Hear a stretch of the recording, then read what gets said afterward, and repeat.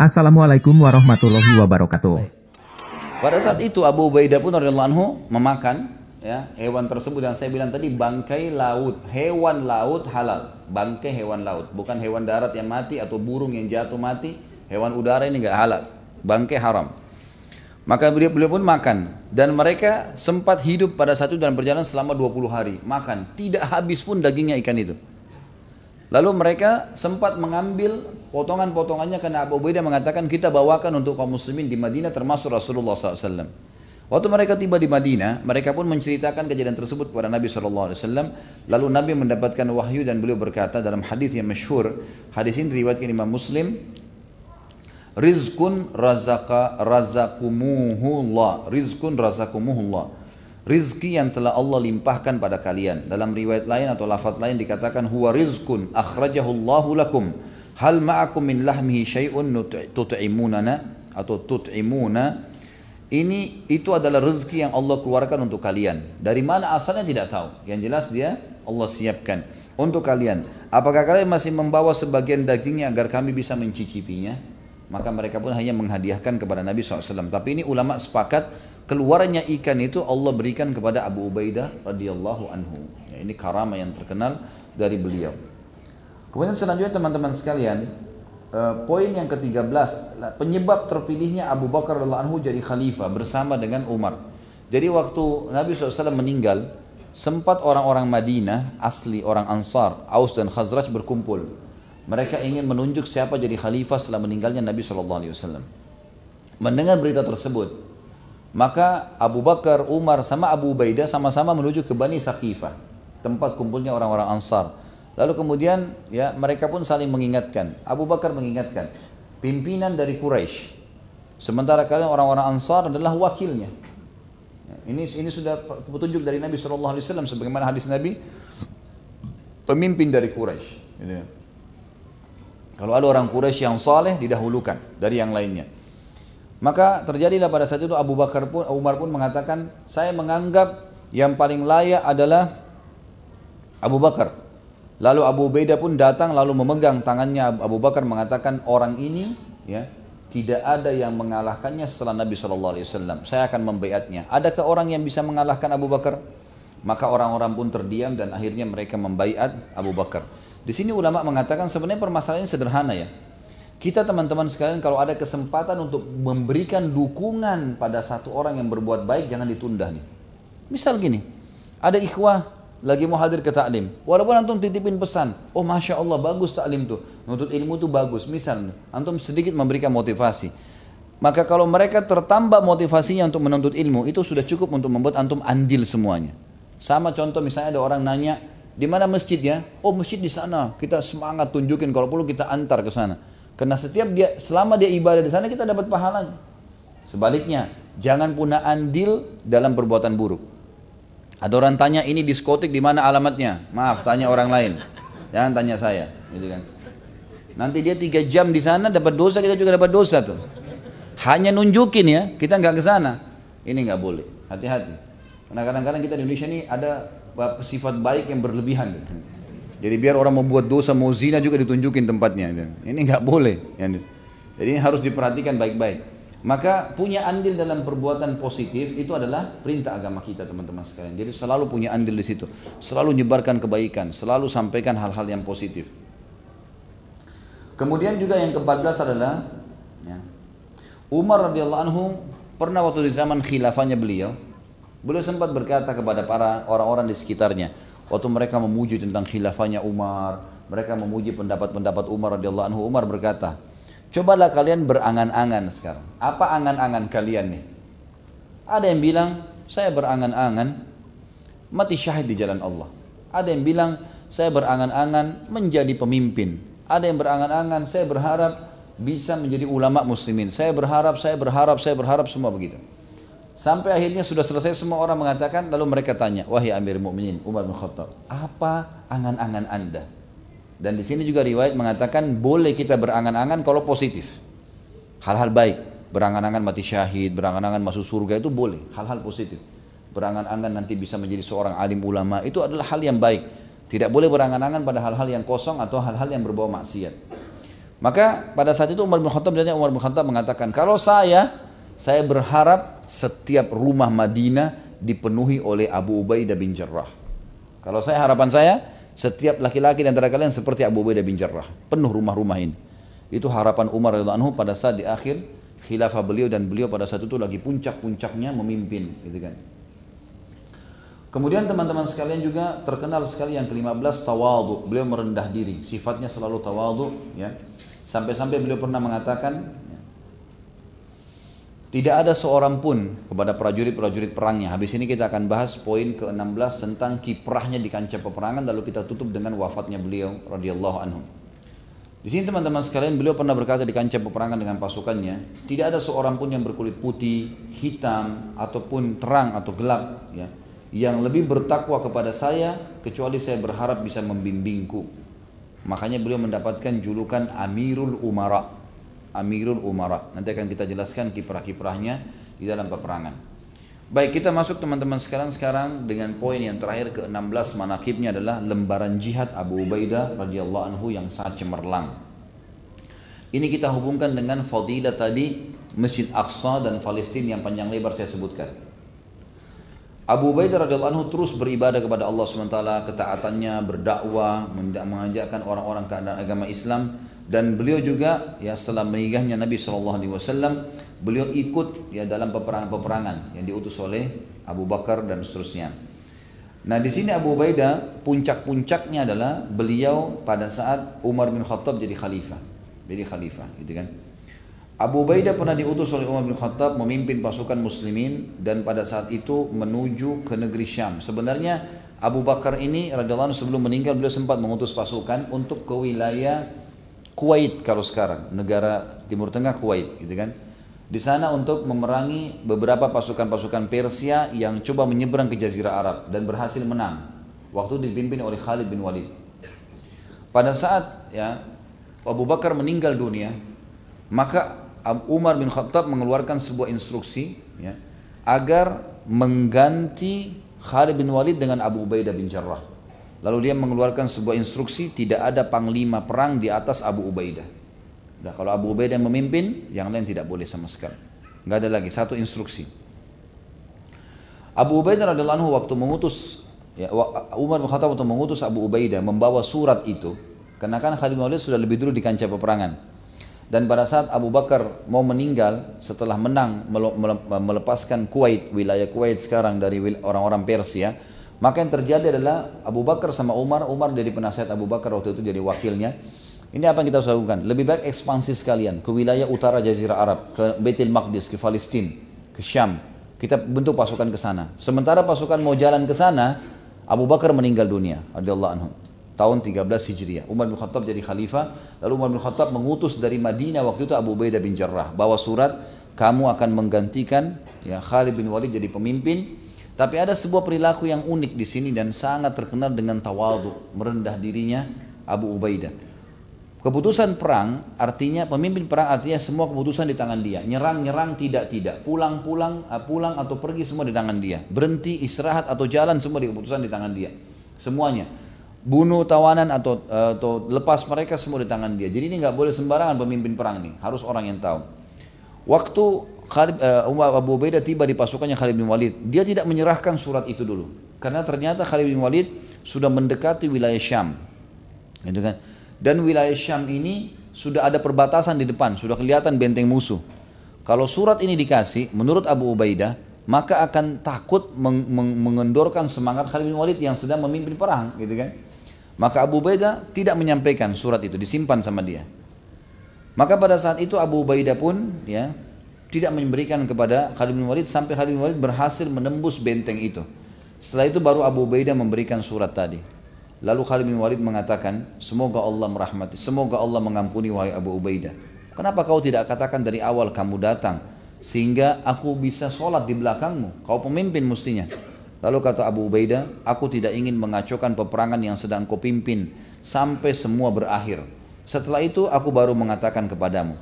Maka di sini Khalid bin Walid pun akhirnya memberikan kepada Abu Ubaidah ya, kepemimpinan tadi, dan semenjak itu maka Abu Ubaidah pun memimpin peperangan. Banyak strategi perang yang dilakukan oleh beliau. Di antaranya adalah Khalid bin Sa'id radhiyallahu anhu berkata, ya, dia datang kepada Abu Bakar dan berkata, atau kepada orang-orang sekitarnya, sungguhnya aku meminta kalian menjadi saksi bahwa aku, saudara-saudaraku, hamba sahayaku dan keluargaku yang mematuhiku adalah wakaf di jalan Allah. Kami akan memerangi orang-orang musyrik selama-lamanya sampai Allah membinasakan mereka atau kami semuanya binasa jalan Allah.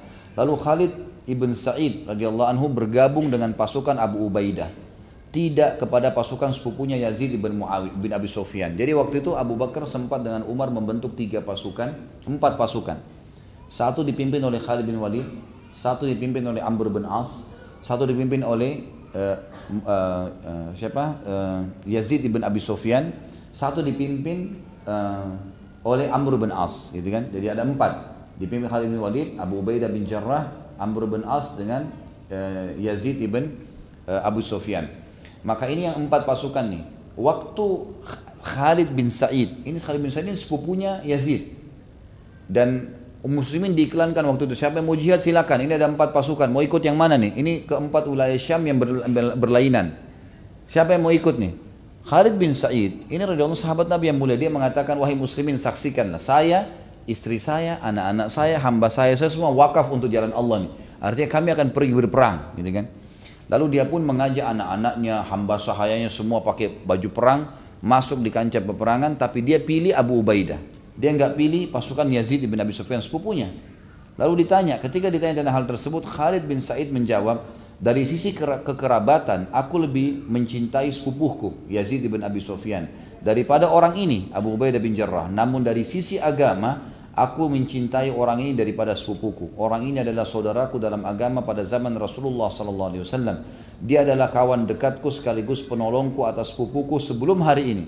Sebelum hari ini Yazid belum masuk Islam, maka dia menolongku, Abu Ubaidah menolongku. Aku lebih tenang dengan orang ini, aku lebih tentram kepadanya daripada orang lain. Ini diantara pengakuan salah satu sahabat Nabi yang mulia tentang kepemimpinan Abu Ubaidah radhiyallahu anhu. Abu Ubaidah di kancah peperangan pada saat dia diutus oleh Umar bin Khattab dan dia sudah berikan surat, akhirnya surat Umar bin Khattab ini yang berbunyi tadi, tidak ada panglima perang di atas Abu Ubaidah, berarti ke-4 pasukan tadi, ada 3 sebelumnya, 4 dengan Abu Ubaidah sekarang, ada Amr bin As yang nanti akan menembus Mesir, ada Yazid bin Abi Sufyan, ada siapa lagi tadi? Khalid bin Walid. Ini mereka 3 orang ini diutus oleh Umar bin Khattab dan disusul oleh Abu Ubaidah. Waktu Abu Ubaidah datang, maka secara otomatis ke-4 panglima perang ini dengan pasukannya masing-masing di bawah naungan Abu Ubaidah. Maka keluarlah julukan Amirul Umara, dia pemimpinnya pemimpin yang ada di negeri Syam. Terlebih lagi pada saat pasukan muslimin berhasil menang, maka seluruh wilayah negeri Syam pada saat itu di bawah naungan Abu Ubaidah, seluruhnya, termasuk adanya raja-raja yang memimpin negeri Syam pada saat itu dari orang-orang kafir. Ada yang sempat masuk Islam, tapi tetap saja mereka berpegang pada perintah Umar bin Khattab, yaitu menjadikan Abu Ubaidah sebagai pemimpin.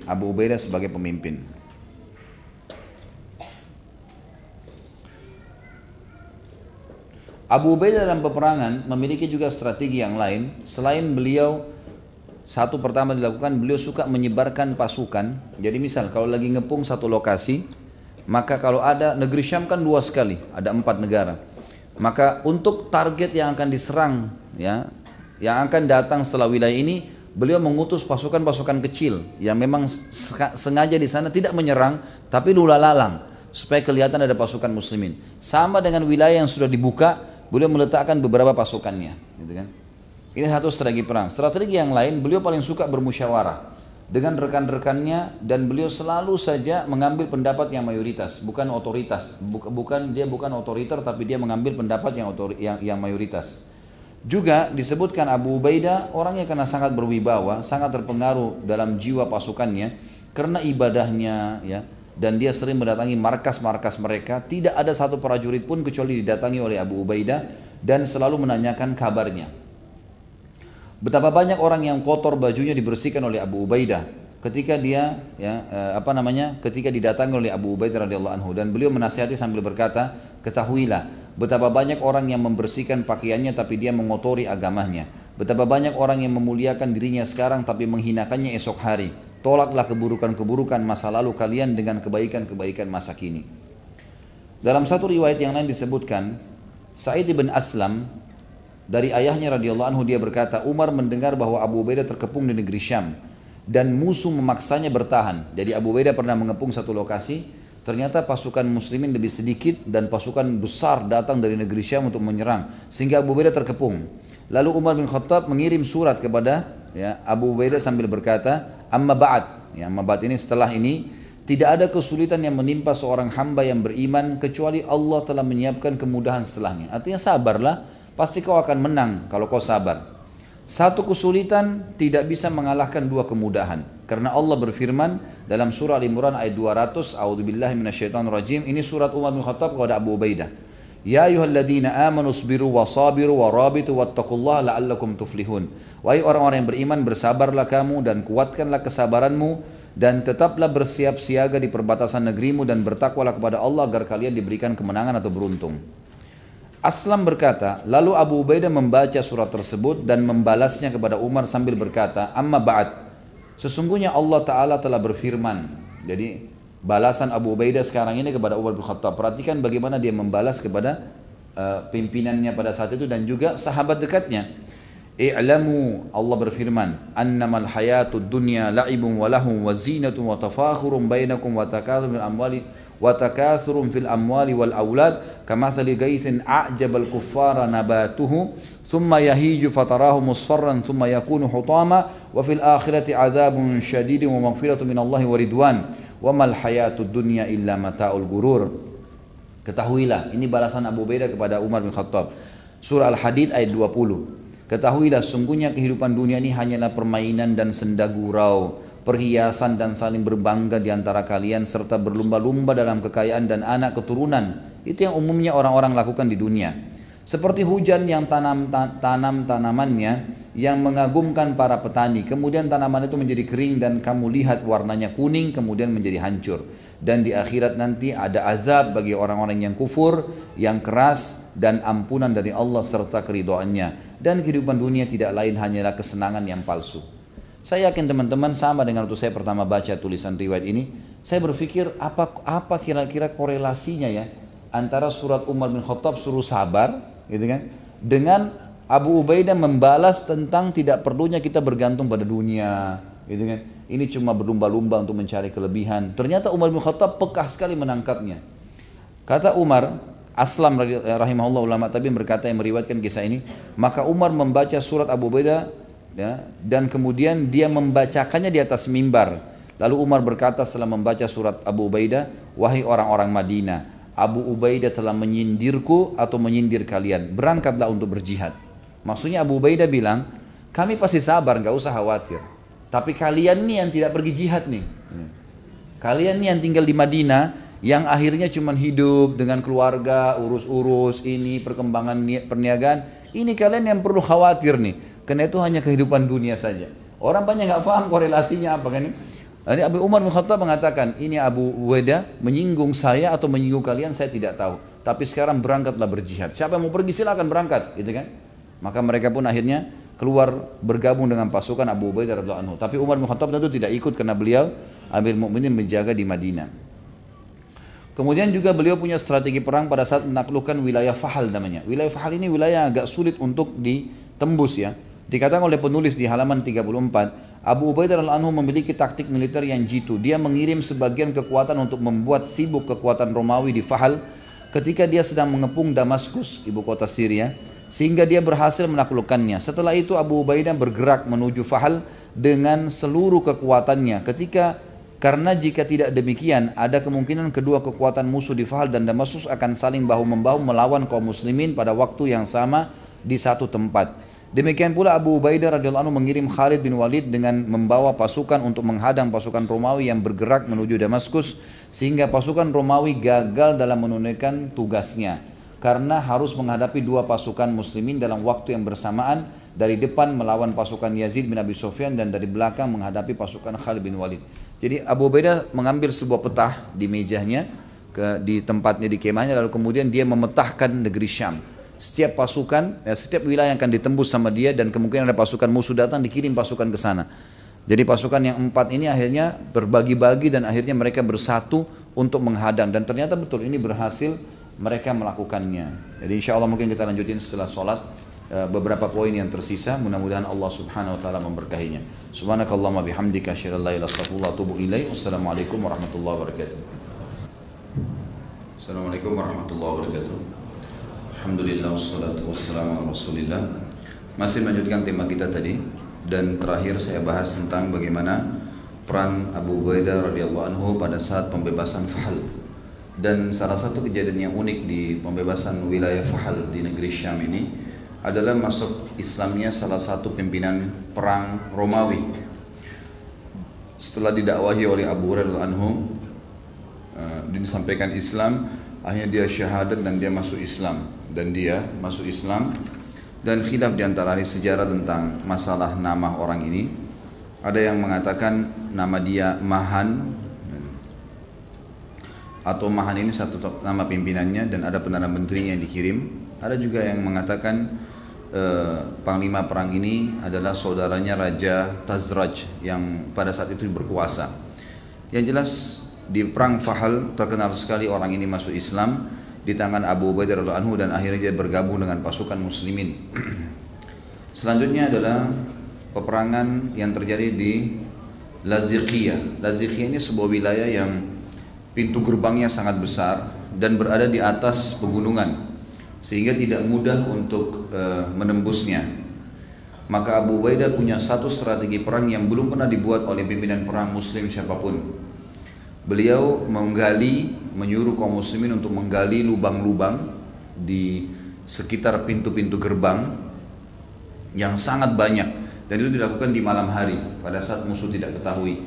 Dan ini dilakukan oleh beberapa orang saja, tidak banyak ya yang melakukannya sehingga tidak terlalu kelihatan. Lalu kemudian Abu Ubaidah radhiyallahu anhu meletakkan di setiap lubang satu orang mujahid bersama kudanya atau 2 atau 3 orang yang berjalan kaki. Jadi di setiap lubang mereka bersembunyi. Selepas sholat subuh mereka masuk ke dalam lubang-lubang tersebut. Lalu sisa pasukan, kurang lebih sepertiga dari pasukan yang bisa kelihatan dari atas benteng musuh, itu kelihatan dari jarak jauh memegang bendera seakan-akan meninggalkan wilayah Laziqiyah ini. Maka setelah melihat keadaan tersebut, musuh melihat dari kejauhan pasukan muslimin benar-benar pergi, kemahnya dibongkar semuanya. Tapi itu cuma sepertiga pasukan, sisanya sudah masuk di lubang-lubang yang ada di sekitar benteng-benteng, di sekitar pintu-pintu gerbang benteng tersebut. Dan lubang ini tidak kelihatan karena ditutupin, digali, kemudian ditaruhlah selembar kain yang cukup besar, kemudian di atas kain diletakkan juga sisa tumpukan tanah atau daun-daunan, sehingga memang tidak kelihatan. Pada saat musuh sudah merasa aman, mereka pun membuka pintu gerbang mereka dan mereka mulai beraktivitas seperti biasa, keluar masuk untuk mendatangi kota-kota yang lain. Pada saat mereka membuka pintu gerbang, mereka dikagetkan tiba-tiba pasukan muslimin keluar dari lubang-lubang tersebut dan akhirnya masuk dan membentuk atau menembus benteng tadi sampai akhirnya Allah Subhanahu wa taala memberikan kemenangan. Kemudian puncak daripada kemenangan Abu Ubaidah radhiyallahu anhu adalah tembusnya wilayah Palestina, tepatnya Baitul Maqdis. Dan ini ada hubungannya dengan tadi saya katakan ya, fadilah-fadilah Baitul Maqdis yang sangat difahami oleh para sahabat sehingga mereka menaklukkan Palestina itu. Dan ini puncak sampai penulis buku mengatakan miskul khitam, artinya betul-betul peperangan yang sangat menggembirakan karena tempat suci kaum muslimin yang memang Nabi SAW sebutkan fadilah-fadilah untuk datang ke sana diperebutkan oleh kaum muslimin. Dan pada saat itu orang-orang Palestina, ya wilayah Palestina, tepatnya Baitul Maqdis, mereka sudah tahu kekuatan kaum muslimin dan mereka tidak bisa melawan. Akhirnya mereka meminta perdamaian dengan Abu Ubaidah radhiyallahu anhu dan Abu Ubaidah akhirnya tembus masuk ke dalam. Dan kita tahu ya dalam peperangan Islam kalau sebuah wilayah minta perdamaian tidak boleh diperangin. Jadi diterima perdamaian mereka. Pada saat diterima perdamaian mereka, maka pada saat itu juga mereka boleh tetap dalam agamanya.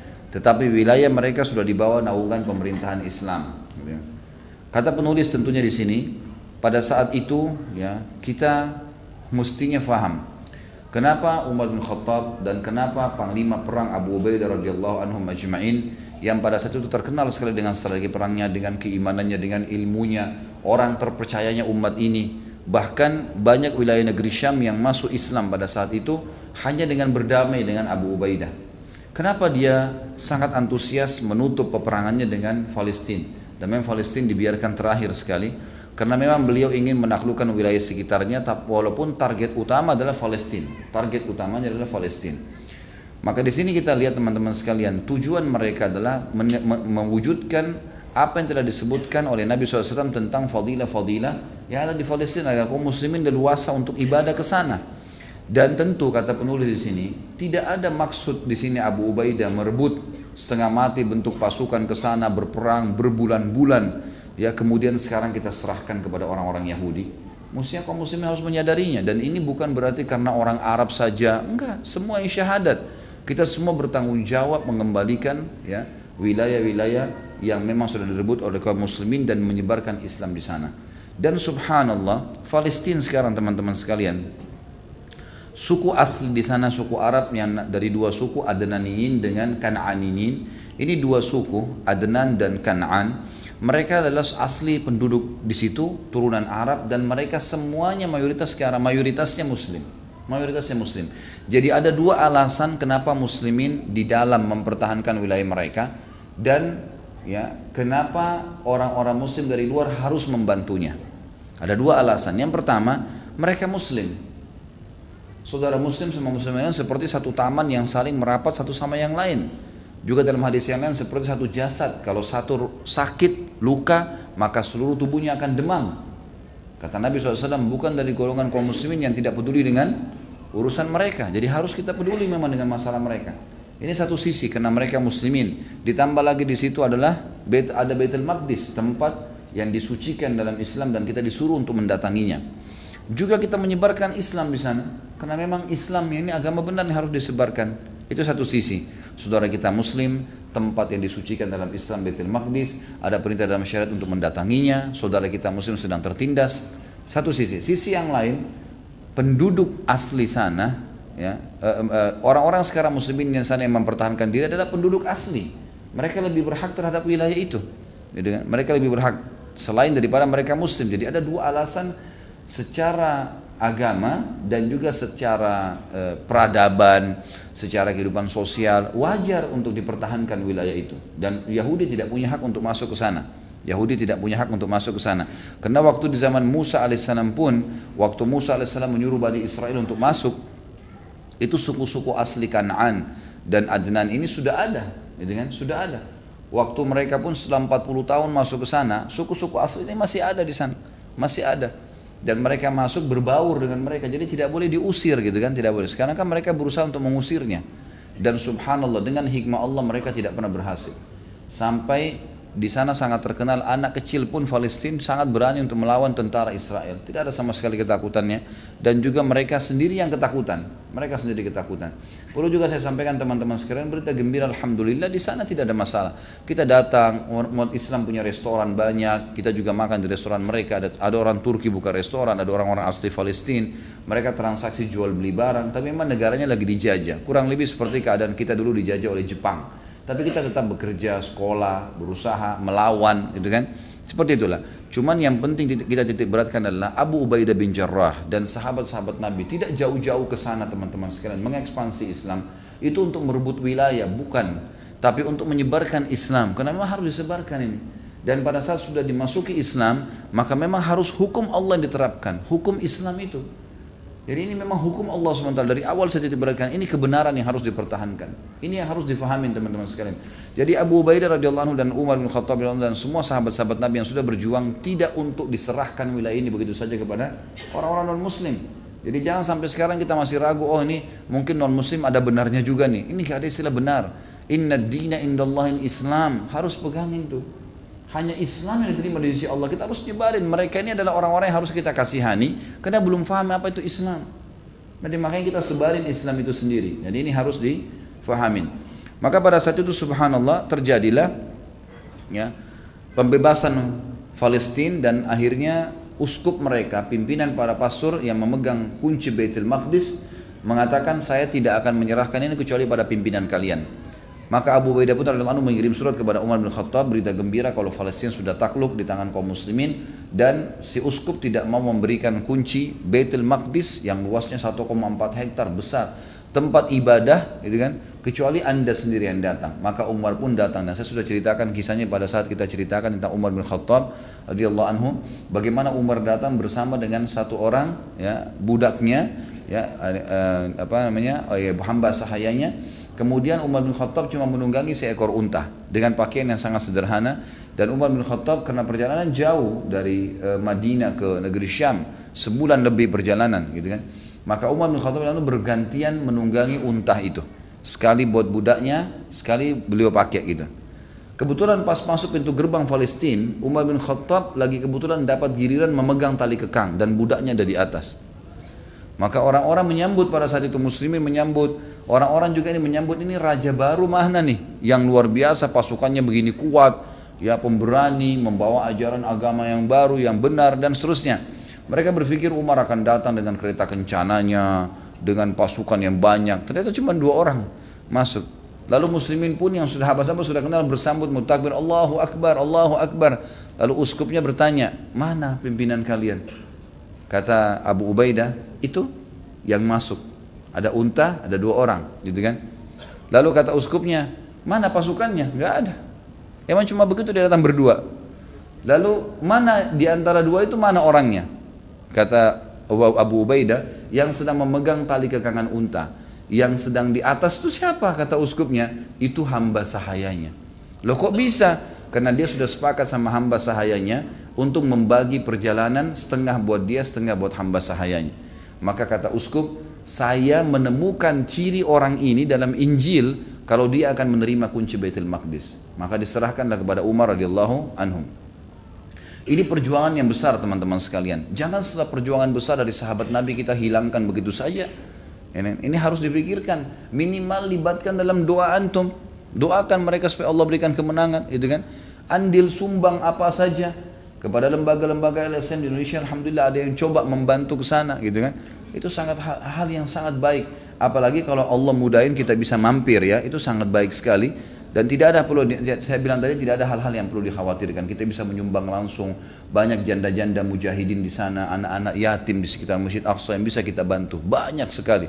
Sampai saya didatangi seorang bapak, sudah sangat tua, mungkin umurnya 80 tahun, membawa ada seperti gambar Baitul Maqdis yang dijual sama dia $1, cukup besar si gambar itu.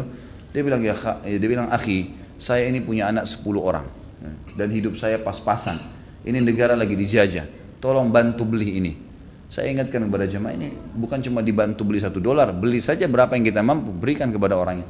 Orang ini luar biasa butuh bantuan, dan memang di sekitar lokasi akan banyak tentara-tentara Israel yang mondar-mandir untuk memeriksa. Tapi semua itu tidak ada masalah buat kita.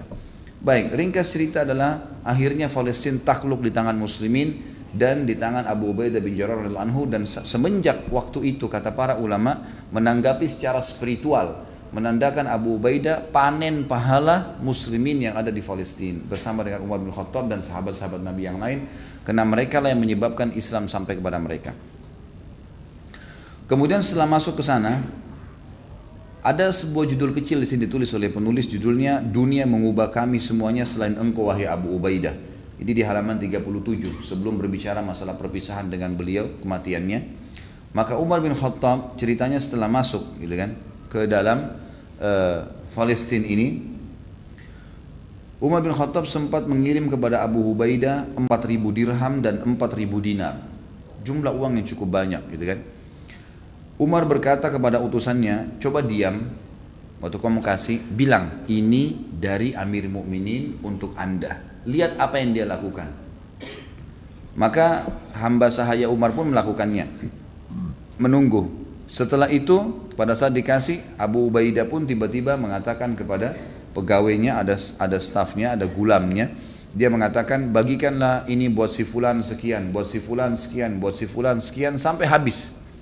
Dia pun tidak meninggalkan 1 dirham pun untuknya, tidak ada, semua dibagikan. Ketika Umar radhiyallahu anhu tiba, ya, ketika Umar radhiyallahu anhu tahu itu, lalu dia mengatakan, sungguh wahai Abu Ubaidah, dunia telah mengubah kami sementara dunia tidak mengubahmu. Umar radhiyallahu anhu juga pada saat datang ke negeri Syam, para panglima pasukan dan petinggi negeri Syam menyambutnya. Umar bertanya, di mana saudaraku? Lalu mereka bertanya, siapa saudara anda? Dia mengatakan Abu Ubaidah. Abu Ubaidah, saya ingin ketemu dengan dia. Maka bertemulah Umar bin Khattab dengan Abu Ubaidah. Abu Ubaidah pada saat itu mengendarai seekor unta yang bertali kekang seutas tali. Unta yang dia bawa dari Madinah dipakai sama. Ini setelah menang wilayah terbesar di negeri Syam, wilayah kekuasaan Romawi dengan arsitekturnya, dengan hartanya, dengan hewan-hewan ternak yang merupakan harta rampasan perang. Bisa ganti unta, bisa pakai pelana yang baru, bisa pakai baju bagus. Tapi Abu Ubaidah tidak lakukan itu. Dia datang dengan untanya. Lalu Abu Ubaidah memberi salam kepada Umar. Umar pun berkata kepada hadirin, tinggalkan kami berdua. Lalu Umar berjalan bersama Abu Ubaidah menuju rumahnya. Umar masuk dan tidak melihat apapun di dalam rumahnya selain pedang dan tameng saja. Maka Umar berkata kepada Abu Ubaidah, seandainya engkau memiliki perabot rumah tangga wahai Abu Ubaidah. Atau Umar berkata, seandainya engkau mempunyai sesuatu, berubah keadaan kamu. Kok cuma rumahnya tanah liat? Ada pada saat itu di Palestina, di Syria, di Yordania yang sudah takluk semua ini, ditakluk di tangan Abu Ubaidah. Ada banyak istana-istana yang ditinggalkan, singasana.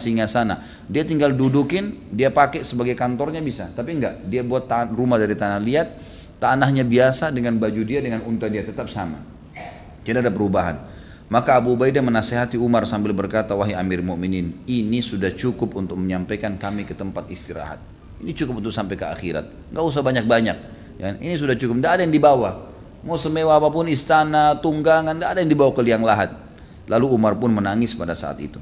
Dikatakan juga dalam riwayat lain, Umar sempat berkata, bawalah aku ke rumahmu wahai Abu Ubaidah. Umar bin Khattab ingin tahu bagaimana rumahnya dia. Dulu di Madinah sederhana. Ini sekarang di sini setelah menang, setelah kaya raya, ini banyak ghanimah, harta rampasan perang. Harta rampasan perangnya dibagiin semua untuk orang, dibagi-bagiin. Bahkan dikasih orang-orang asli Palestina yang belum masuk Islam, dibagi-bagiin oleh Abu Ubaidah. Dikembaliin harta-harta mereka. Yang jadi ghanimah nih, haknya dia, dan dipakai sama dia, yang secukupnya saja. Lalu Abu Ubaidah berkata, wahai Amir Mukminin, untuk apa anda ke rumah saya? Kata Umar, tidak, saya cuma mau lihat saja. Kata Abu Ubaidah, anda hanya akan memeras air mata anda, percuma. Datang ke rumah saya ini nggak ada sesuatu, untuk apa? Kata Umar, tidak apa-apa, saya ingin lihat. Maka Umar pun akhirnya masuk ke rumah Abu Ubaidah, dia temukan rumah dari tanah liat, nggak ada sedikit pun permadani dari tanah, dan tidak ada apa-apa kecuali tameng sama pedang, gitu kan? Maka Umar pun berkata, apa kau punya makanan? Dia bilang, ada. Lalu Abu Hurairah menuju ke ujung tembok rumahnya, dikeluarkanlah sebuah kantong, ada roti kering beberapa potong. Lalu Umar pun menangis. Kata Abu Ubaidah, bukankah saya bilang anda akan memeras air mata anda? Percuma datang ke saya ini akan begini, nanti akan masalah. Ini sudah saya pilih jalan saya seperti ini. Lalu Umar berkata dengan perkataan masyhur, dunia telah mengubah kami semua selain engkau wahai Abu Ubaidah radhiyallahu anhu. Jadi ini pantas diberikan julukan Al-Amin. Umat ini tidak berpengaruh dunia sedikit pun bagi mereka, sama sekali, gitu kan? Ini tentu bukan ini juhud, upaya dari Abu Ubaidah radhiyallahu anhu, dan ini bukan berarti kita juga harus seperti ini dalam arti kata tidak boleh menikmati dunia sama sekali. Ini upaya beliau. Beliau ingin jangan sampai setelah keberhasilan direbut ini kemudian mengubah hidupnya, ya, mengubah semuanya, hanya membuat dia jauh dari Allah Subhanahu wa taala. Ada juga subjudul lain di sini sebelum berpisah atau meninggalnya Abu Ubaidah radhiyallahu anhu, disebutkan bahwasanya Malik ad-Dar meriwayatkan bahwa Umar bin Khattab memasukkan 400 dinar ke dalam sebuah kantong, lalu ia berkata kepada pelayannya, bawalah ini kepada Abu Ubaidah, lalu diam sesaat di rumahnya agar engkau bisa melihat apa yang dia lakukan. Maka pelayan itu pun berangkat dan berkata kepada Abu Ubaidah radhiyallahu anhu, Amir Mukminin berpesan kepadamu agar engkau menggunakan itu untuk keperluanmu. Silahkan, ini halal buat kamu 400 dinar. Ini kalau kita hitung sekarang bisa puluhan bahkan ratusan juta. Abu Ubaidah berkata, semoga Allah menyambungnya dan merahmatinya. Umar bin Khattab mengirim, semoga Allah menyambungnya dan merahmati. Maksudnya Allah selalu penuhi kebutuhannya dan Allah merahmati dia. Kemudian Abu Ubaidah berkata kepada pelayannya, bawalah 7 dirham kepada fulan, bawalah 7 dinar kepada fulan, 5 dinar kepada fulan, terus sampai uang itu habis. Maka pelayan itu pulang dan mengabarkan apa yang dilakukan oleh Abu Ubaidah kepadanya. Ternyata Umar bin Khattab telah menyiapkan jumlah yang sama untuk Mu'adz bin Jabal, sahabat Nabi yang lain. Juga sama pada saat itu ada. Umar lalu berkata pada pelayan, bawa ini dan diamlah sejenak, lihat apa yang mereka lakukan. Ternyata Mu'adz bin Jabal juga melakukan hal yang sama. Sama persis dengan Abu Ubaidah, tidak ada bedanya. Diambil, dibagiin semuanya. Sampai tinggal 2 saja, tinggal 2 dinar, Lalu istri Mu'adz bin Jabal sempat mengatakan, wahai Mu'adz, kita saja orang susah, nggak ada sesuatu di rumah mau dimakan, kamu habisin bagiin orang. Lalu kemudian Mu'adz bin Jabal mengambil 2 koin yang tersisa, 2 dinar itu, lalu dilemparkan ke istrinya. Pakailah kalau memang kamu perlu untuk itu. Lalu diberikan kepada dia. Maka pada saat pelayan tersebut pulang, Umar pun berkata dengan penuh kebahagiaan, dia mengatakan, mereka adalah saudaraku, sebagian dari kami adalah bagian dari yang lainnya. Artinya beginilah, kalau orang sudah faham targetnya adalah akhirat bukan dunia, tidak ada pengaruhnya. Kemajuan, ya, apa yang ditemukan akan tetap membawa kepada target utama akhiratnya.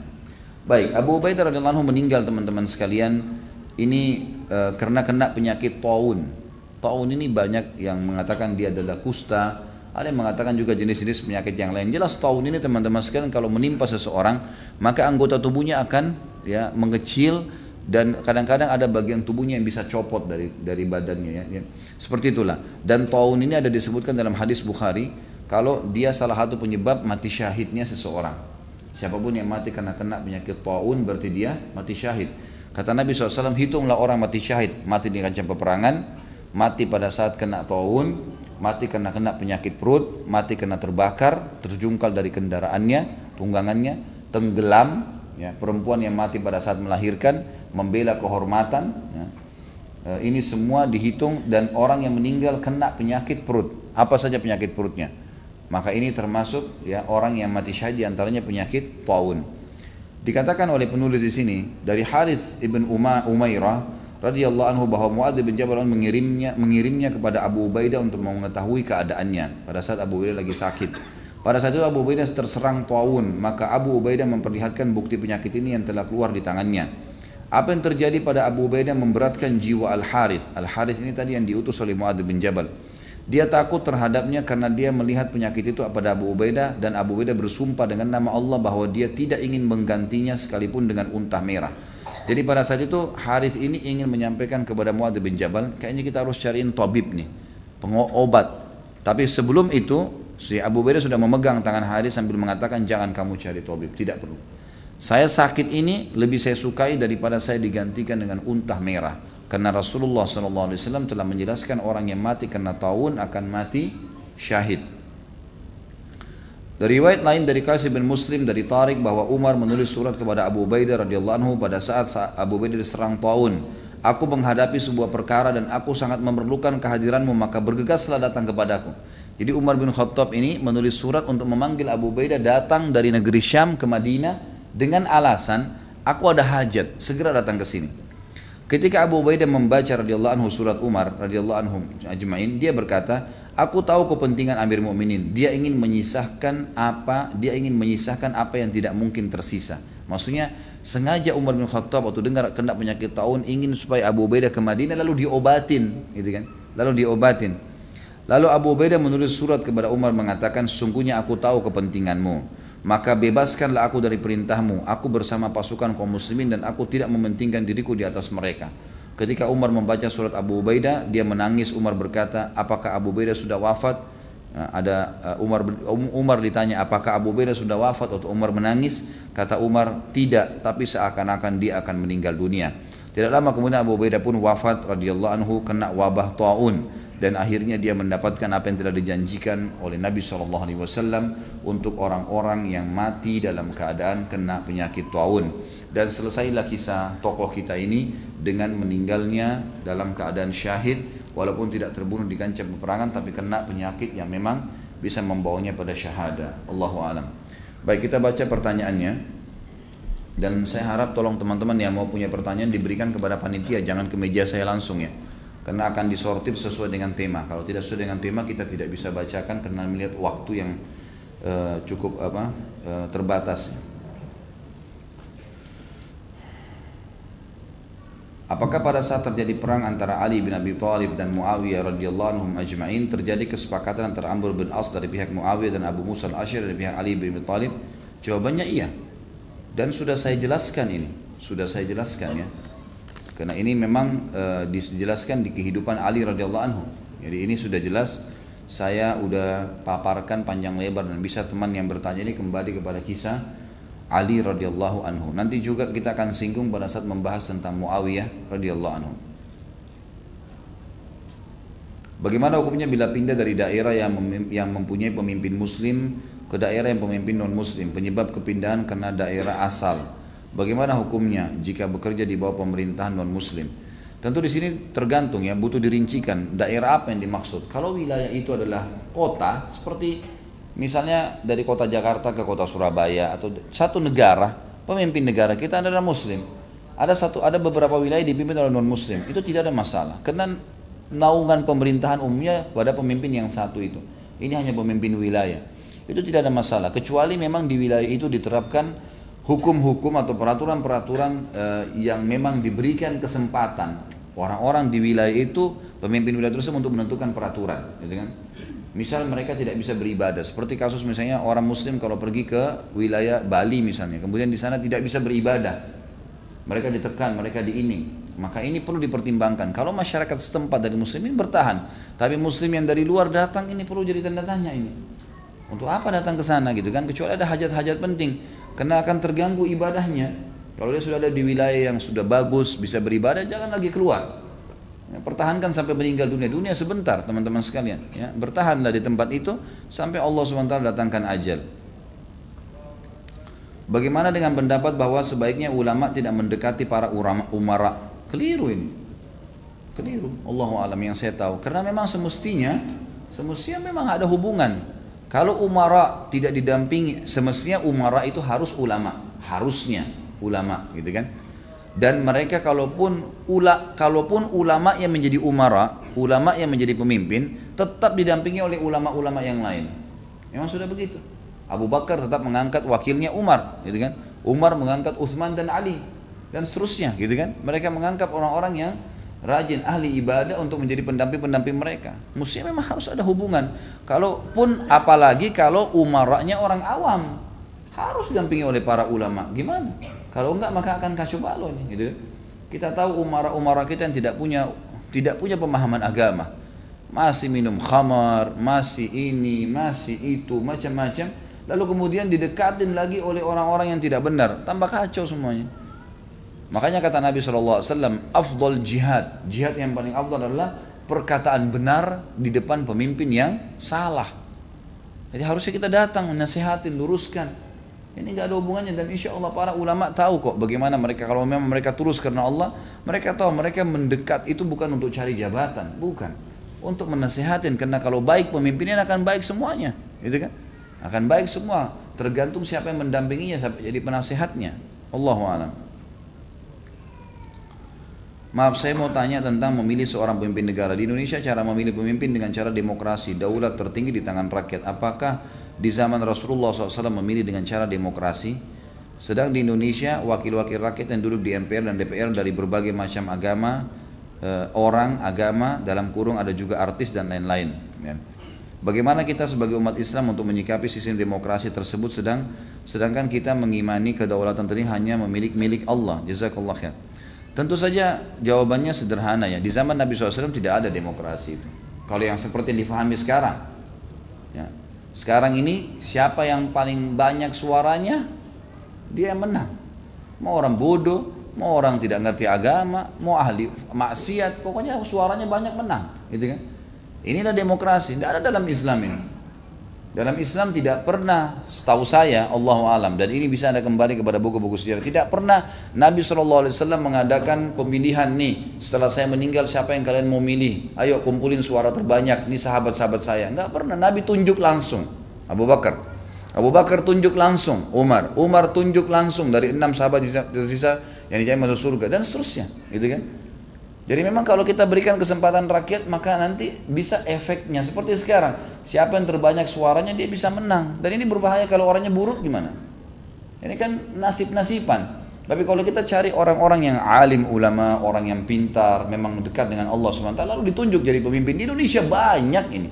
Banyak sekali sebenarnya kader-kader pemimpin yang bisa membawa kepada agama Allah. Tapi nggak dipilih, gitu kan? Mereka pun mungkin ada di pesantrennya, mungkin dia punya santri 1.000, 5.000, ada yang 10.000 santri, penghafal Al-Quran. Ulama-ulama banyak mencetak kader-kader masyarakat, orang-orang anggota masyarakat yang baik. Ini kenapa nggak dipilih nih? Tunjuk, angkat mereka jadi pemimpin. Mestinya begitu, idealnya. Orang-orang yang paling baik itu dipilih. Ini mestinya begitu.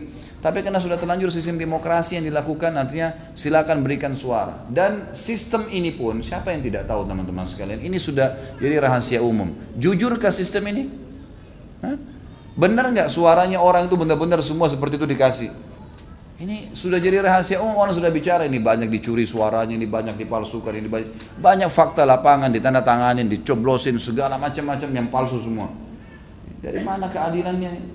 Lalu kemudian kita mau bilang, oh enggak, kalau nunjuk langsung satu orang itu berarti otoriter. Ini bukan otoriter. Memang sudah hukum agama kita begitu. Milih orang yang terbaik. Tolok ukurnya, muslim, dia alim ulama, dan dia tidak mengejar jabatan itu. Udah selesai kaidahnya. Kalau mau aman, coba terapin deh. Kita sekarang belum menerapkan hukum Islam, sudah ribut. Islam itu keras, Islam itu begini. Kita punya fakta sejarah kok, gitu kan? Mesti harus difahamin masalah ini. Ini Allah alam yang saya tahu. Jadi semestinya memang kita kembali kepada hukum Allah subhanahu wa ta'ala sebagaimana Allah sudah jelaskan. Hukum dari langit yang menjadi pemimpin umat Islam adalah orang muslim. Tapi zaman ini sudah menyelisih hukum tersebut, yang menyelisih umat Islam sendiri. Seperti telah terpilih pemimpin umat ini selain Islam mungkin ya, seperti di DKI. Bagaimana Ustadz dengan keadaan ini? Tentu saja muslimin mestinya menyadari, karena ini umumnya ya, umumnya orang-orang Allahu alam, apakah ini benar, jeblosan-jeblosannya umat Islam itu benar semua disampaikan sehingga akhirnya non muslim bisa menang, saya tidak tahu ini. Atau memang kalaupun benar umat Islam yang dukung, maka butuh tanda tanya kenapa mereka mendukungnya, apa sebabnya.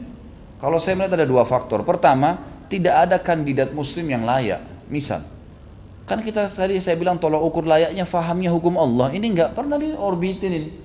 Kayaknya aneh deh kalau ada gubernur DKI itu alim ulama, susah ini.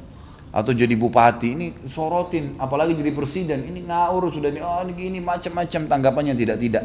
Padahal sebenarnya memang harus mereka, sebagaimana dari awal sudah saya jelaskan tadi, gitu kan. Mesti harus difahamin masalah ini. Kemudian ini faktor pertama. Faktor kedua, karena memang ada kecurangan-kecurangan yang terjadi. Sehingga akhirnya orang muslim pun tidak bisa, walaupun dia ikut-ikut ngeramein jeblos, tapi ternyata tidak seperti realita apa yang sebenarnya harus diangkat. Dan ini sudah banyak dibicarakan dengan masyarakat gitu kan. Allah alam, itu yang saya tahu. Kalau sudah terlanjur ada pemimpin non muslim yang masuk, lolos, maka kita patuhi peraturan. Sebagai umat Islam ya patuhi. Mau buat apa? Memberontak? Gak mungkin. Islam tidak menyuruh memberontak walaupun pemimpin non muslim, kecuali dia sudah melarang perintah-perintah agama. Masjid ditutup, nggak boleh beribadah, nah itu lain, gitu kan? Tapi kalau enggak sudah sabar sampai dia turun. Dan ini mungkin juga hikmahnya agar kaum muslimin belajar supaya jangan lagi memilih non muslim, gitu kan? Dan coba cari kandidat pemimpin yang baik. Saya yakin subhanallah teman-teman mahasiswa sering tahu lah ya bagaimana banyak pemimpin. Ada teman-teman muslim yang mengajar di kampus-kampus di Indonesia yang memang orangnya cerdas, bijaksana, faham, gitu kan? Makanya mesti orbit untuk menjadi pemimpin mestinya. Dan juga yang tidak mengejarnya. Ini sekarang susah diikat, harus punya partai harus dibayar sekian banyak. Orang ini berkualitas tidak kualitas, yang penting ada duitnya. Duit ada banyak, masa menang. Sampai kapan negara kita bisa jadi baik kalau begitu modelnya? Kita bukan cari kualitasnya, gitu kan? Ini jadi masalah. Mestinya bisa ya dipikirkan masalah-masalah seperti ini. Masjid Aqsa saat ini diperebutkan oleh Yahudi. Bagaimana memelihara kesuciannya Ustaz? Tentu dengan memperjuangkannya, berdoa, kalau kita di Indonesia menyumbang, kita mampu, kita mengunjungi pada saat Allah mudahkan rezeki, gitu kan. Yang penting kita taruh di benak kita, dari tadi saya jelaskan, ini tempat adalah tempat termasuk yang disucikan dalam Islam dan kita dianjurkan untuk mengunjunginya. Jadi kita harus tahu poin itu, artinya bagian daripada program hidup setiap muslim. Bagaimana menurut Ustaz tentang negara kita yang melakukan perjanjian dengan negara Iran dalam hal membasmi terorisme? Apakah nanti kita sebagai ahli sunnah akan mendapatkan efek dari perjanjian ini? Menurut saya pasti. Menurut saya ya, pasti. Negara Iran memang berpaham Syiah dan mereka menghalalkan darahnya ahli sunnah. Ya otomatis itu. Otomatis gitu kan. Dan saya sayangkan, semoga Allah berikan hidayah. Saya bukan mencampuri keputusan pemerintah, itu hak mereka. Mereka pemimpin, mereka tahu. Tapi saya sebagai seorang yang bagian daripada dai kecil yang paham agama, yang memang mau menyampaikan ini, nasihat. Kalau itu tidak boleh, karena orang-orang Syiah ini, Syiah mengatakan Quran kurang, sahabat kafir, landasan agama asas kita dihilangkan sama mereka, gitu kan?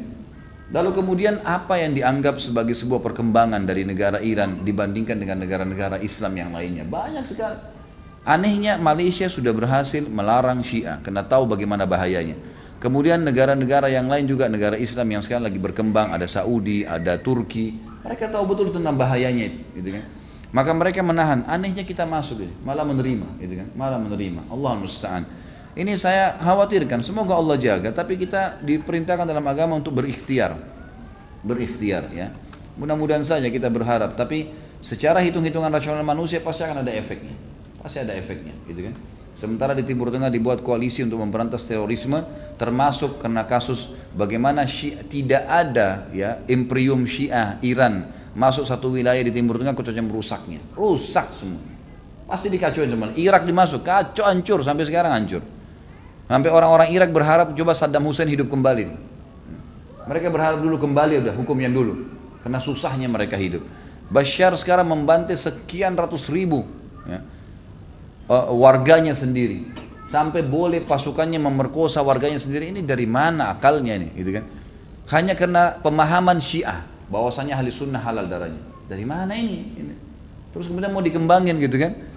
Banyak sekali mereka lakukan, banyak di negara Timur Tengah yang kemarin kebongkar di Bahrain, kebongkar di beberapa negara-negara, Qatar dan seterusnya. Bagaimana mereka menyembunyikan senjata di bawah tanah lah, inilah macam-macam. Memang ini pemahaman politik yang mengatasnamakan agama, kemudian sekaligus menyebarkan pemahaman yang ngawur sudah. Salah ini teman-teman sekalian, pemahaman Syiah ini salah, jangan diikutin, nggak boleh, gitu kan? Nggak boleh mencaci maki sahabat. Ya. Ini sebabnya kita pilih materi tentang sahabat supaya umat Muslim kembali kepada mereka. Ini generasi unggul awal yang menerima wahyu langsung dari Nabi SAW. Lalu kita mau kafirkan dengan beragam macam dalih, siapa anda dan siapa mereka, gitu kan? Sampai pada tingkat mereka sudah melaknat. Mereka kalau datang ke Madinah melaknat Abu Bakar sama Umar tuh di lewat kuburannya. Siapa kamu dan siapa ini? Ini mertua Nabi SAW. Gimana caranya gitu? Kamu lebih baik dari Nabi ya? Sampai berani-berani seakan-akan Nabi itu salah memilih mertua. Ya, ini ngawur ini. Bagaimana cara? Nabi salah memilih istri. Loh, ini Nabi Muhammad SAW kiai kita nih, guru kita terbesar. Bagaimana kita bisa menyalahkan perilaku beliau sementara beliau mengatakan saya dinikahkan dengan wanita ahli surga. Waktu ditanya siapa yang paling dicintai, beliau mengatakan Abu Bakar, lalu kemudian Umar. Kan disebutkan begitu. Ali bin Abi Thalib pernah marah kepada orang-orang yang mendahulukan beliau dari Abu Bakar dan Umar. Jadi kan bahkan beliau mengatakan siapapun yang mendahulukan saya dari Ali, Abu Bakar dan Umar, maka saya akan mencambuknya haddun muftari. Cambuk had muftari, maksudnya cambuk 80 jerah kena dusta. Jadi ini jelas dalam riwayat-riwayat kita kok, ya. Sayangnya memang ya, saya sih maklumin keadaan karena memang pihak pemerintahan kita mungkin belum sampai kepada pemahaman agama yang tepat, gitu kan, sehingga akhirnya mudah orang-orang masuk. Allah musta'an, semoga Allah lindungi kaum muslimin. Dalam memilih pemimpin di Nusantara kita ini memakai sistem demokrasi ini sama tadi. Bagaimana bila pilihan pemimpin seorang wanita, ya. Karena banyak wanita masuk ke kancah politik. Bagaimana bila kita tidak yakin dengan pilihan yang ada, maka menetapkan diri untuk golput, golongan putih alias tidak memilih. Nabi SAW bersabda, ini kita orang Islam punya panduan wahyu teman-teman sekalian. Apa kata Nabi SAW? Tidak akan beruntung kaum yang dipimpin oleh wanita. Tidak akan beruntung maksudnya apa? Tidak akan tepat waktu, tidak akan tepat pada keputusan. Kalau terjadi peperangan kira-kira, apa yang dilakukan oleh perempuan? Bisa tiba-tiba keluar? Bisa tutup aurat. Ya, itu pun kalau dia mau simple, udah bisa langsung tiba-tiba keluarkan instruksi. Kalau harus dandan dulu nih, bagaimana? Allah SWT sudah berikan wanita hamil, punya anak, membesarkan mereka. Emang sudah begitu tugasnya itu. Bukan masuk ke kancah peperangan, bukan masuk ke kancah politik. Ya, ini satu hal dasar perintah agama. Saya bicara tentang masalah agama Islam, gitu kan? Jadi Allahu alam, kalau saran saya pribadi kepada calon-calon ini, sebaiknya perempuan tidak usah bercampur baur dalam masalah politik. Lebih banyak kepada hal-hal yang lain, banyak berbisnis boleh, ya, mau masuk dalam pendidikan boleh, yang lainnya, gitu kan. Pemimpin negara ini nggak bisa, harus laki-laki. Itu sabda Nabi SAW. Anda mau muslim ya begitu. Mau terima alhamdulillah, tidak mau terima ya sudah terserah Anda gitu kan. Saya tidak paksain. Tapi ini perintah agama kita. Nabi SAW sudah mengatakan seperti itu. Bagaimana kalau sudah terlanjur ada pemimpin wanita? Ya sudah, sama tadi kasus orang non muslim. Sudah terpilih ya sudah. Jangan ulangin lagi nanti, gitu kan. Jangan ulangin, pasti beda. Kalau mau dipertemukan antara masa pemimpinan perempuan dan laki-laki pasti akan beda hasilnya, otomatis. Karena memang ini sudah fitrah yang Allah ciptakan. Saya mau tanya Ustaz, dalam pemerintahan ini kebanyakan dipimpin oleh orang non-muslim sehingga syariat Islam susah ditegakkan. Umat Islam pun akhirnya terpecah belah sehingga banyak konflik dari daerah. Keputusan pemerintah banyak memihak kepada orang non-muslim. Mohon maaf Ustaz, tapi kenapa ulama-ulama salaf tidak ada tindakan? Apakah ulama salaf sudah memberikan nasihat secara ma'ruf? Sudah diberikan nasihat. Sudah. Ini bukan tadi saya teriak-teriak ini untuk itu. Ini kan dari tadi kita teriak-teriak, ini akan diangkat di YouTube, akan dinonton oleh orang banyak. Ini yang kita bisa lakukan. Terus maunya apa? Gebrak-gebrak pintunya mereka? Nggak mungkin kan. Udah, orang yang berakal tahu. Kalau mereka mau tahu belajar kepada agama yang benar, mereka akan kembali. Gitu kan. Ini sudah disampaikan, sudah dinasihatin. Selebihnya itu Allah. Ini kita nggak bisa buat lebih daripada itu. Saya pada saat bertemu dengan salah satu pemimpin ya, negara kita ini, saya sempat diundang ceramah waktu itu di Taman Mini. Saya memberikan hadiah buku. Yang saya bisa lakukan itu karena tidak bisa ngobrol lama. Saya sempat mimpin sholat waktu itu, kemudian saya berikan hadiah buku tentang pemahaman masalah Syiah, tentang masalah buku Minhajul Muslim, panduan dalam Islam. Ini mudah-mudahan bisa bermanfaat Pak. Ya, saya kasih, mudah-mudahan bermanfaat. Allahu a'lam, itu yang saya bisa lakukan. Jadi bukan diam, sudah dilakukan, gitu kan. Tidak ada yang diam itu. Kalau yang faham agama tidak bakal diam. Apa yang bisa kita berbuat untuk Palestina dengan keterbatasan kita ini? Sudah saya jelaskan tadi ini. Apa sebabnya keimanan seseorang itu bisa menurun dan apa kiatnya agar keimanan kita bertambah dan tetap istiqomah? Kalau dalam kaidah ahli sunnah wal jamaah dikatakan iman bertambah dengan ketaatan, berkurang dengan kemaksiatan. Kalau anda mau supaya iman anda tetap bertambah ataupun minimal bertahan, maka komitmen dengan amal-amal saleh. Lakukan, tinggalkan dosa-dosa. Insya Allah itu akan bertambah imannya, gitu kan? Kalau kita masih buka pintu dosa, maka pastikan turun lagi iman itu, akan turun. Memang sudah begitu kaidahnya. Dan cukup banyak dalil yang berhubungan dengan masalah ini.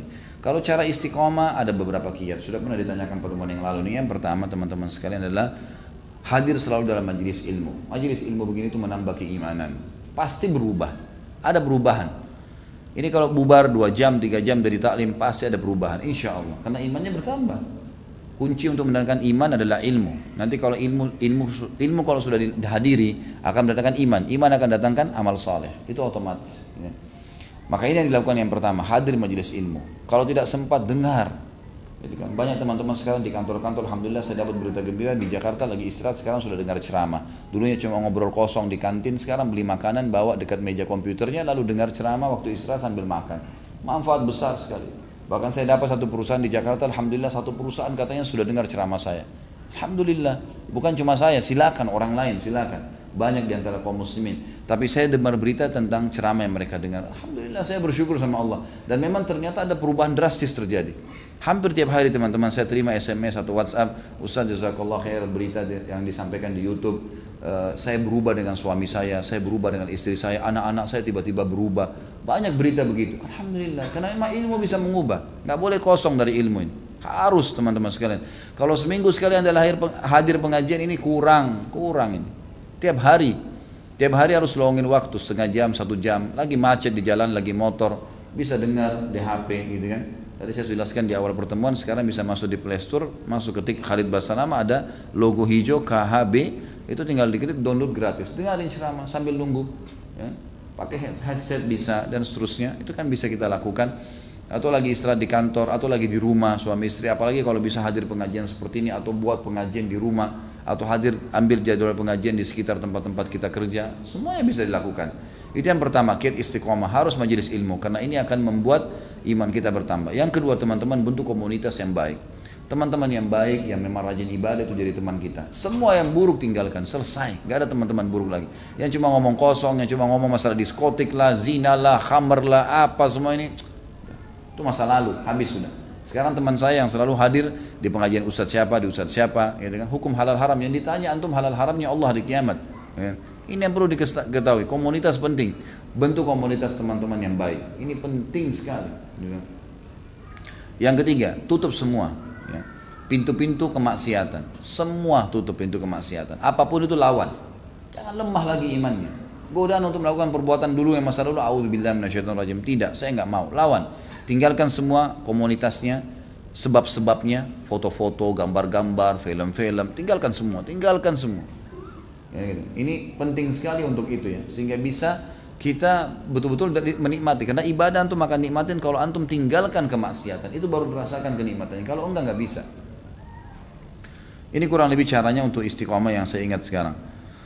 Bagaimana mendidik anak agar mau belajar agama? Anak saya sudah usia 18 namun masih belum baik sholatnya. Ya harus mulai. Jadi makanya saya bilang teman-teman sekalian, hiburan sekarang kita harus ubah. Hiburan seorang muslim itu majelis ilmu, bukan penuhin mall, gitu kan? Bukan malah liburan anak-anak penuhin pantai-pantai yang jilbabnya besar, yang pakai kopiah haji di pantai sama-sama dengan orang, di kolam renang lihat orang yang terbuka auratnya. Dari mana ini? Majelis ilmu, penghiburannya memang ajak ke sini, anak-anak itu hadir di majelis ilmu, biarin mereka dengar supaya mereka suka. Ada banyak perubahan gitu kan, banyak. Saya banyak didatangi oleh ikhwah yang alhamdulillah sudah ikutin saran ini, mereka akhirnya jadikan memang majelis ilmu sebagai hiburan mereka.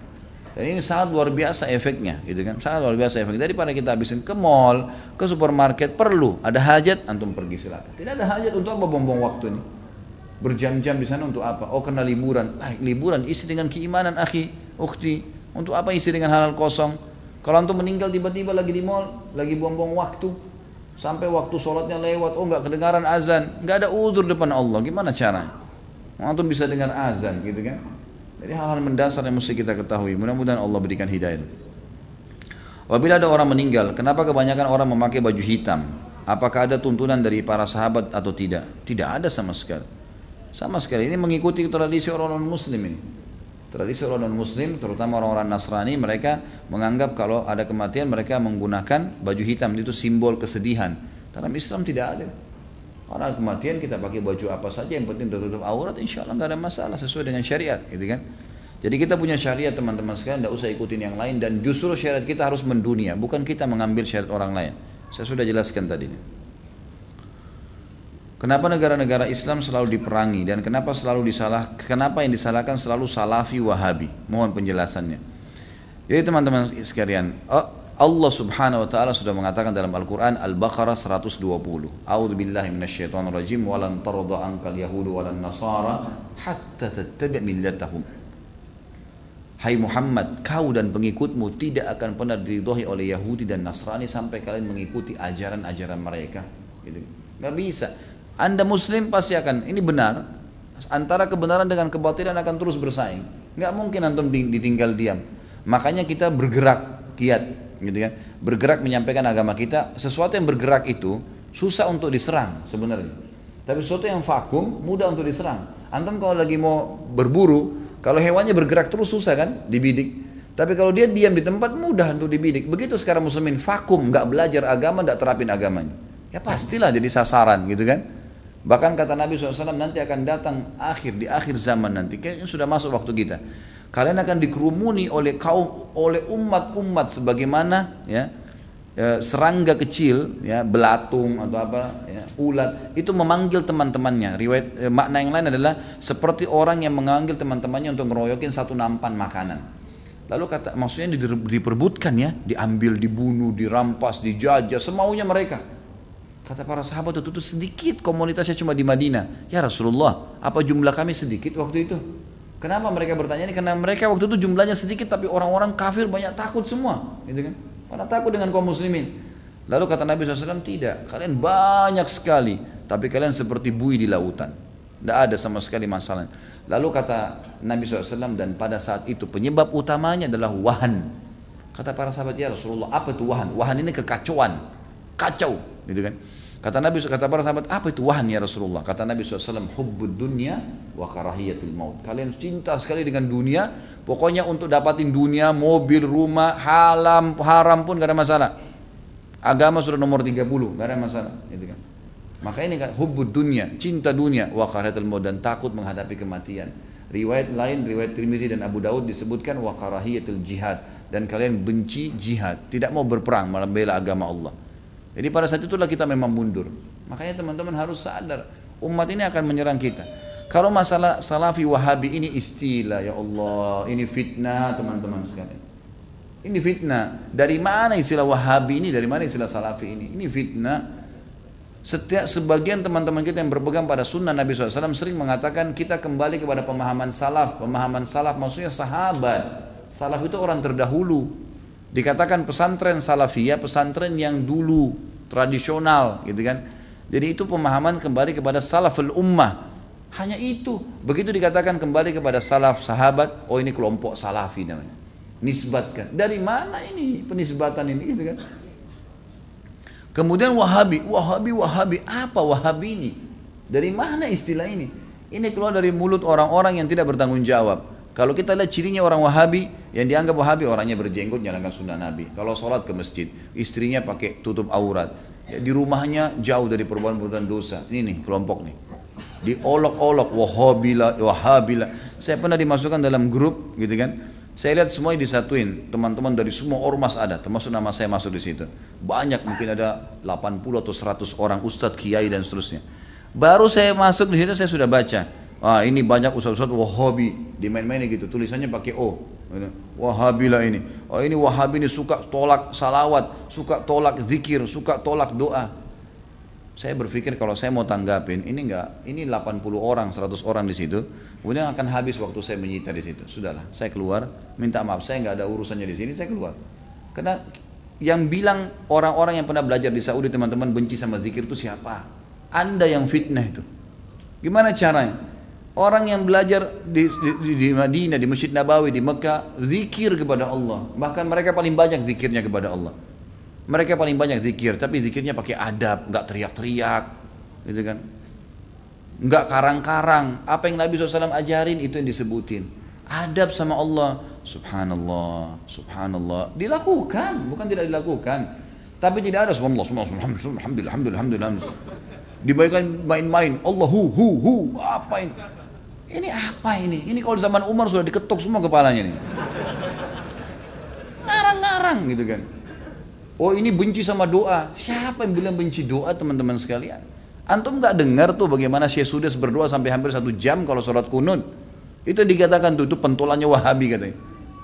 Baik berdoa kunut 1 jam sampai orang semua pada menangis seluruh dunia, antum bilang itu Wahabi. Ini subhanallah ini. Benci doa itu namanya ajib. Sesuatu yang aneh gitu. Bagi saya tuduhan-tuduhan yang tidak beralasan sama sekali. Nggak beralasan nih. Yang penting dari Saudi Wahabi gitu kan. Saya sampai waktu mau berangkat ke Saudi, awal saya mau belajar tahun 90, teman-teman ayah saya sempat titip pesan dari kota Makassar, Khalid, nanti kamu ke Saudi, ambil ilmunya tapi jangan jadi Wahabi. Baik, saya berangkat 6 bulan pertama teman-teman sekalian, semua guru yang masuk saya ketakutan lihat. Ini Wahabi nih. Apa ini Wahabi nih? Mau yang menakutkan ini. Kena wanti-wanti begitu.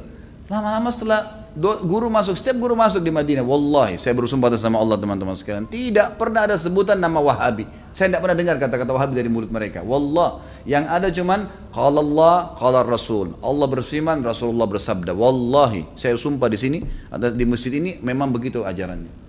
Begitu ajarannya, qala Allah, qala Rasul. Qala Allah, qala Rasul selalu. Atau diikuti dengan penjelasan Ibnu Abbas, sahabat, Ibnu Umar, sahabat. Nih pemahamannya mereka, ini pemahamannya sahabat tentang ayat ini, tentang hadis ini. Itu yang kita pelajarin. Dan kalau ada masalah fikih didatangkan 4 mazhab semua. Imam Syafi'i bilang begini, ini dalilnya. Imam Ahmad bilang begini, ini dalilnya. Imam Malik bilang begini, Abu Hanifah begini, dalilnya. Jelas, semuanya begitu.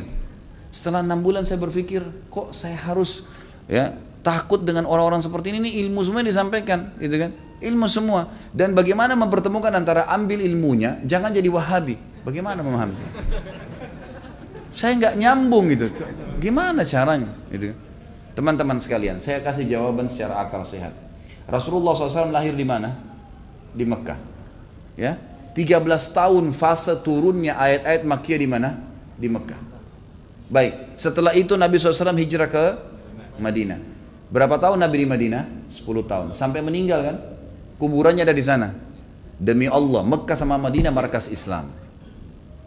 Ada orang mengatakan itu markas Wahabi, maka ini tempat nabimu lahir dan mati. Kok gimana sih?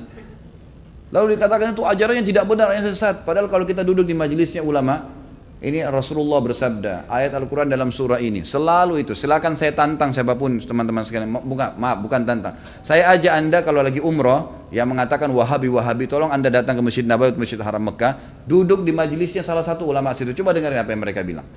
Coba jangan, atau mau bertanya silakan. Pasti mereka jawab, hukumnya qala Allah berfirman surah ini, Rasulullah bersabda begini. Itu isinya. Itulah yang mereka bilang Wahabi. Ini kemurnian agama teman-teman sekalian. Dan kalau anda tidak pertahankan kemurnian agama, lalu siapa yang mau pertahankan? Ini aneh sekali gitu. Ini luar biasa, sebenarnya harus diluruskan. Mudah-mudahan Allah berikan hidayah ya. Banyak orang Islam yang tidak faham, ya, dia kukunya masih panjang, sholatnya masih Senin Kamis, ikut-ikutan Wahabi juga. Bukannya belajar, bukannya nanya, malah ikut-ikutan. Ini fitnah di tengah-tengah kaum muslimin. Kata Nabi SAW, Yahudi terpecah 71 golongan, Nasrani 72, umatku 73, semuanya di neraka. Mampir neraka dulu, nanti masuk surga iya. Kecuali satu, nggak pakai lewat neraka masuk surga. Kata para sahabat sudah tanya, siapa itu ya Rasulullah? Apa kata Nabi? Yang berpegang pada sunnahku dan sahabatku. Nah ini yang selalu ditunjuk Salafi, Wahabi, ini yang selalu berkata Rasulullah bersahabat. Ini orang yang berpegang pada kemuliaan Islam. Teman-teman sekalian, berhenti dalam masalah istilah-istilah seperti ini. Ini bahaya, memperpecah umat dan macam-macam. Saya lihat beberapa di cuplikan YouTube saya, ada kata-kata di bawah. Oh ini pentulannya Wahabi nih. Ini mungkin ISIS nih. Nah ini mungkin ini nih. Ini mungkin ini nih. Padahal orang itu tidak kenal saya. Bagaimana pertanggungjawaban dia hari kiamat di depan Allah? Coba nuduh saya, bisa ketemu sama saya minta maaf nggak? Kalau nggak ketemu, gimana coba? Saya bisa maafin, tapi dalam hukum Islam, kalau seseorang memfitnah saudaranya Muslim, menuduh sesuatu yang dia tidak punya ilmu, kan itu, sudah dimaafin pun pada orang yang melakukan orang-orang yang sedang difitnah, tetap hukum syar'i dia harus minta maaf. Kalau tidak, saya dapat pahala karena memaafkan, dia tetap dihukum sama Allah karena masih belum minta maaf. Variabelnya begitu kan? Hukumnya begitu. Orang mencuri, kan itu. Kemudian dia tidak kembalikan haknya orang, tetap dihukum, nggak bisa. Maka teman-teman berhenti dari fitnah ini. Kita ikut-ikutan, ini dikatakan teroris, kita juga ikut-ikutan teroris semua. Ini garis keras, ini kita katakan garis keras. Belajar, kita punya mata bisa melihat, telinga bisa mendengar, hati bisa berpikir, bisa merenungi. Dengar dong dulu, gitu kan? Apa yang disampaikan? Kalau disampaikan benar, terima. Kan itu. Teman-teman yang dituduh dengan istilah ini hanya betul-betul kembali kepada kemudian Al-Quran dan Sunnah. Itu. Coba hadiri pengajiannya pasti selalu kalau Allah, kalau Rasul. Kalau Allah, kalau Rasul. Ini ajaran Islam teman-teman. Gak pernah ada perkataan kata kiai saya, kata guru saya, kata gini, kata gitu. Gak pernah. Anda boleh ikuti ceramah saya. Kalau saya pernah katakan ini kata si fulan ini sudah jauh. Kalau Allah, kalau Rasul.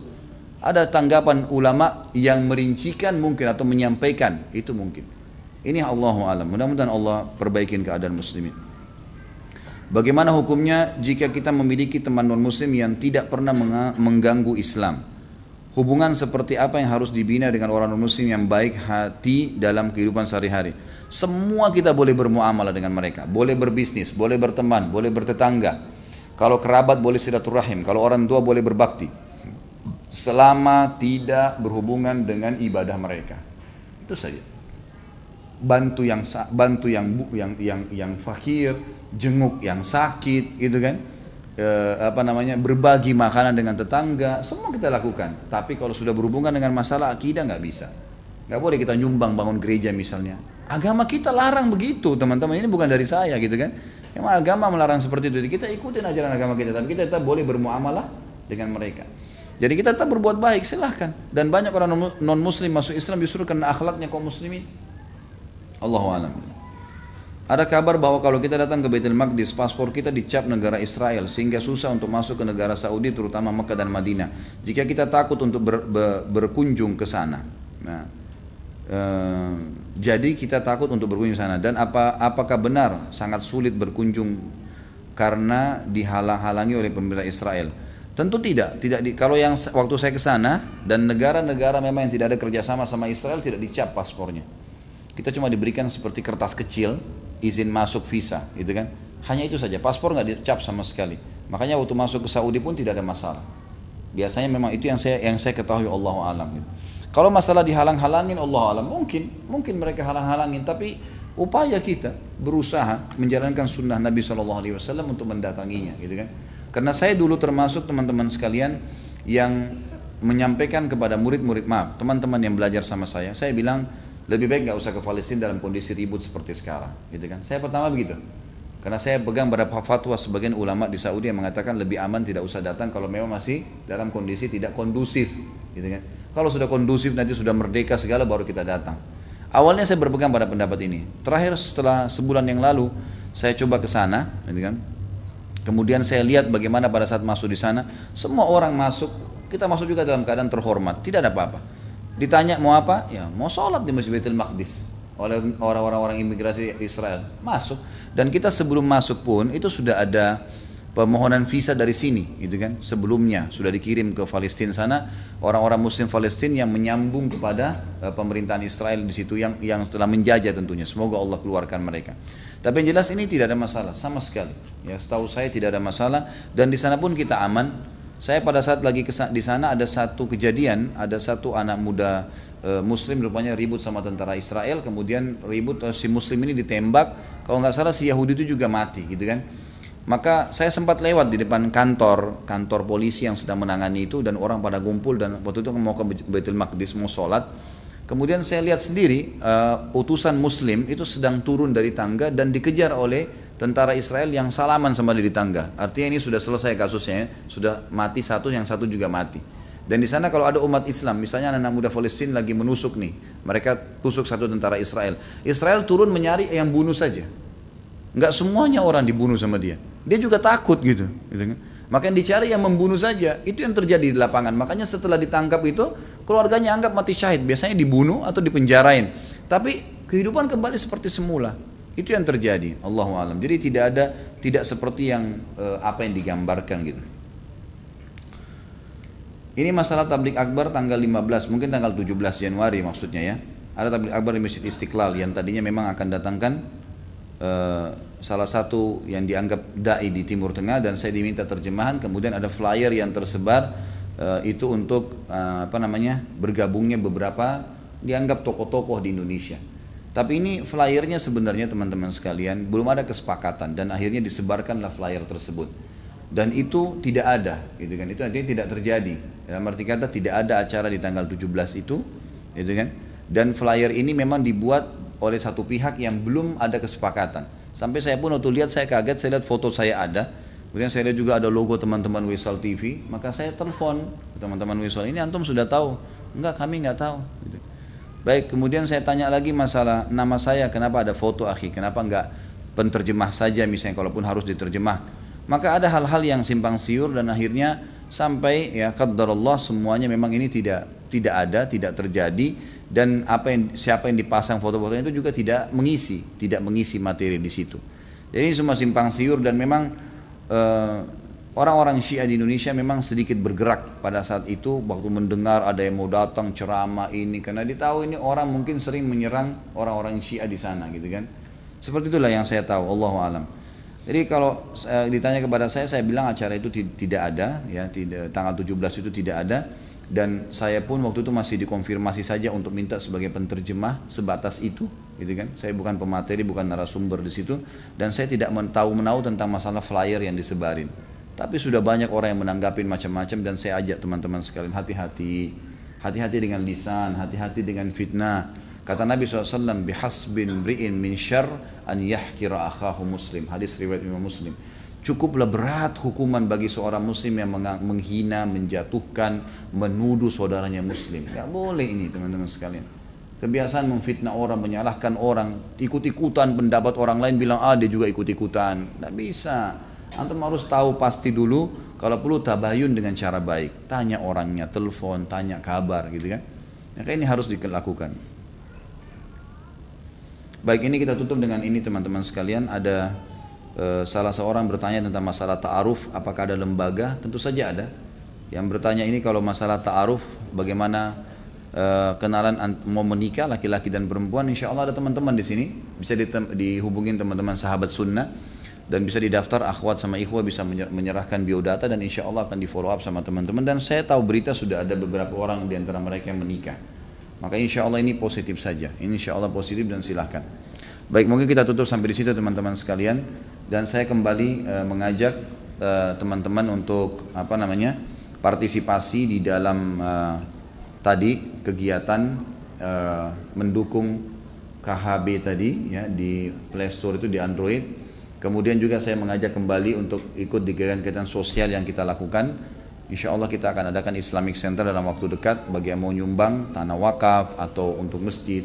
Itu insya Allah akan kita follow up, dan sudah ada satu orang alhamdulillah dari muhsinin, mudah-mudahan Allah mudahkan. Beliau ingin mewakafkan tanahnya di satu tempat strategis dan kita tinggal keroyokin nanti bangunannya. Ada beberapa program-program yang lain sosial yang saya sudah pernah bacakan di pertemuan kita yang lalu. Saya ingatkan kembali masjid, ada renovasi masjid, dan yang paling sekarang mendesak adalah pengadaan AC buat masjid sama pengadaan dispenser. Ini yang mendasar karena banyak masjid yang orang-orang tidak bisa betah karena panasnya. Diberikan AC, sisanya listrik mereka yang bayar tentunya. Ini untuk menghidupkan suasana nyaman di masjid.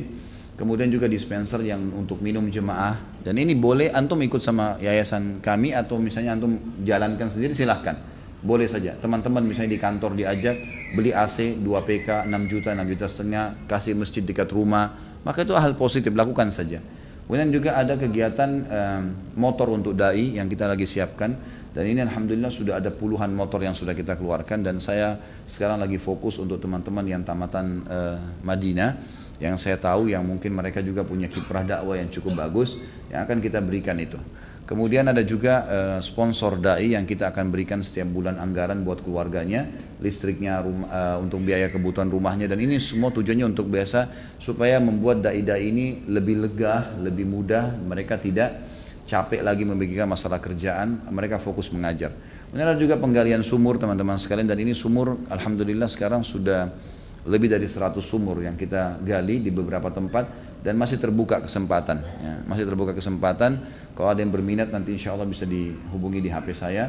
Yang jelas sumur itu kalau saya tidak salah sekarang anggarannya sekitar 5,5 juta per sumur. Dulunya 4,5 juta karena ada beberapa wilayah yang susah untuk dijangkau. Nanti akan ada laporan dalam bentuk foto yang akan dikirimkan melalui WhatsApp, atau ada dalam bentuk proposal dikirim oleh teman-teman yang bertanggung jawab di lapangan. Mungkin begitu insya Allah. Dan ada beberapa buku saya bawa di sini yang tadinya saya ingin bagikan sebenarnya bagi teman-teman yang bertanya sesuai dengan tema, tapi saya sudah tidak tahu nih siapa yang bertanya tadi. Mungkin begitu, kita tutup dengan berdoa kepada Allah Subhanahu Wa Taala. Semoga Allah dengan kemahamurahannya setelah kita memuji dan membacakan salawat salam hormat kepada Nabi Muhammad SAW untuk selalu menyembuhkan orang-orang yang sakit di antara kita, membayarkan atau melunasi utang orang yang terlilit utang, memberikan hidayah orang yang belum dapat hidayah, juga memudahkan untuk mengamalkan ilmu yang sudah memiliki atau yang sudah mendapatkan ilmunya. Semoga seluruh muslimin yang pernah berbuat dosa diampuni dosanya, baik dia yang hadir di sini, orang tua kita, seluruh kerabat dan seluruh muslimin dan muslimat yang masih hidup dan juga yang sudah meninggal. Semoga Allah Subhanahu Wa Taala juga menolong saudara-saudara kita di Palestina, di Syria, di Yaman, di Irak, di Myanmar, dimanapun mereka berada. Allah ikhlaskan niat mereka, Allah kokohkan telapak kaki mereka, Allah terima para syuhada mereka, Allah muliakan Islam di tangan mereka dan di tangan kita, serta Allah partisipasikan kita bersama mereka di pahala, baik dengan doa, dengan harta, juga dengan jiwa kita. Dan semoga Allah dengan kemahamurahannya menyatukan kita semua di surga firdausnya tanpa hisab, di mana ia satukan kita di majlis ilmu yang mulia ini. Kalau ada benar dari Allah, kalau salah dari saya mohon dimaafkan. Subhanakallahumma wa bihamdika asyhadu an la ilaha illa anta astaghfiruka wa atubu ilaik. Wassalamualaikum warahmatullahi wabarakatuh.